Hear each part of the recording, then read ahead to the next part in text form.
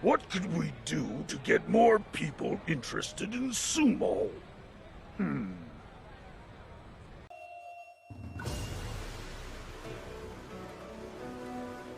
Street Fighter's Edmund Honda has always gotten the short end of the stick in terms of plot importance or even just basic character pathos. So in the internet tradition of why the hell not, I've decided to do my take on how I'd do E Honda's overall role in Street Fighter. But before I do, a few things. 1. He's not replacing the likes of Ryu or Chun-Li in terms of overall plot importance in terms of the Shadow Lo stuff. 2. I'm adopting more the broad points of Street Fighter 2's plot, and I'm not a Street Fighter expert, so if I get some things wrong, continuity-wise, that is probably why. 3. This video was inspired by Sugar Punch Design Works' The Clowning of Zangief. They're a really cool channel that know a lot about fighting game animations and character designs and are worth checking out if you're into that sort of thing. 4. I am not a fighting game person by trade. I own a share of them, I play and like them well enough. But they are not my genre of choice, nor do I claim to know what would make a game balanced. My goal with this is not to make Honda more balanced, it's to make him more interesting both in characterization and in playstyle. With that said, let's begin.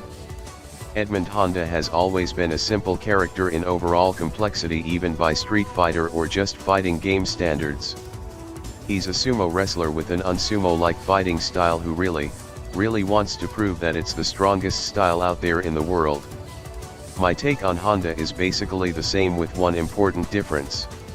Why, exactly, is E Honda as obsessed with sumo as he is?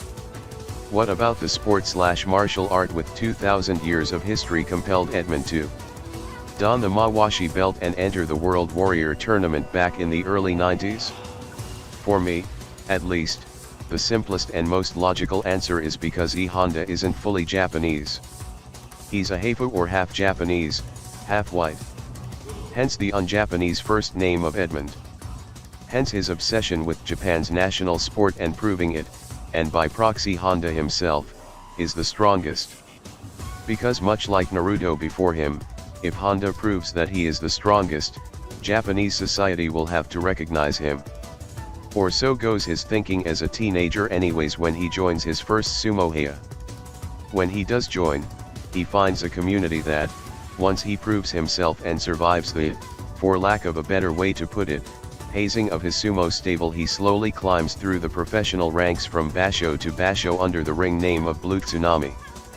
However, Honda's climb to the top of the sumo hierarchy is halted when members of Shadalo start meddling in the affairs of professional sumo with bribery, corruption, and abuses of sumo wrestlers by senior members in heias that go beyond even the standards of the pro sumo world. With this and people's interest in sumo waning, E Honda hears of the World Warrior tournament and decides to participate in order to restore sumo's honor and good name, but not before spending the remaining months modifying his fighting style. He has heard that 2 students of Guken, master of the Ansatsuken style, will be competing, and after some soul-searching Honda knows that if he is to compete, his sumo must adapt to the circumstances. Sumo, ultimately, is like boxing, I feel. It is very good at its niche, but if you take it out of its niche, you are going to run into problems. In my take, E Honda adopts things like the flying headbutt and the fist of the North Star style 100-hand slap not because they are illegal sumo moves, the flying headbutt sure as hell isn't, or because he is too clueless to realize that his moves aren't even legal in sumo in the first place. But because in a fighting tournament with different fighting styles, this version of Honda knows he needs to adapt if he is going to survive. He is not happy about this, naturally, but the big man modifies his style regardless, adopting the likes of the Nico da Mashi, roughly the cat-eye surprise, to cancel out the power of ranged ki attacks, the Tajikaro, ECT. Being a sumo wrestler, Honda is naturally aware of ki as a concept and has probably seen it in action before, considering how common it is for fighting styles in the Street Fighter universe. As such, it's only fair that the Nico da Mashi in my take has a ki-like component to it, if only to give Honda some sort of long-range options. Alternatively, there is also the salt toss, which could be a short-range wave of ki that could mostly be used to cancel out longer-range attacks such as what the Nekot Mashi did in SFV.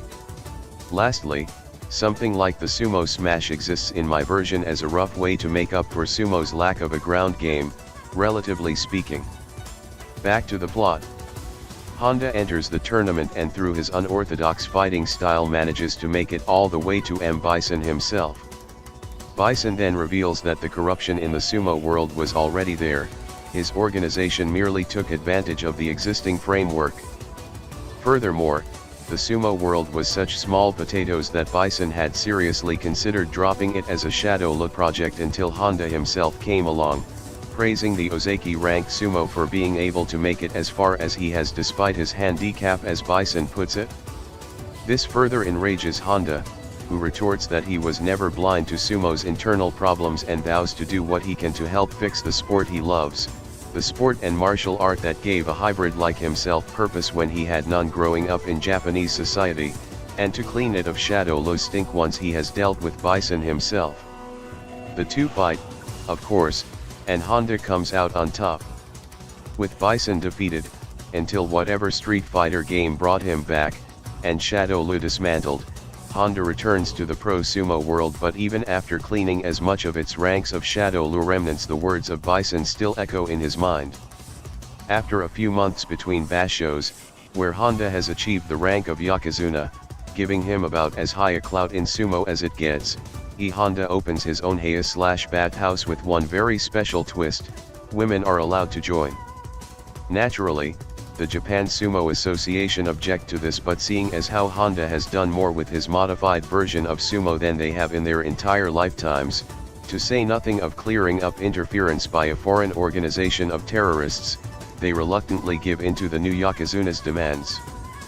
Honda, for his part, is well aware that just opening the gate to women, for example, won't magically fix all of the ills plaguing his beloved sport.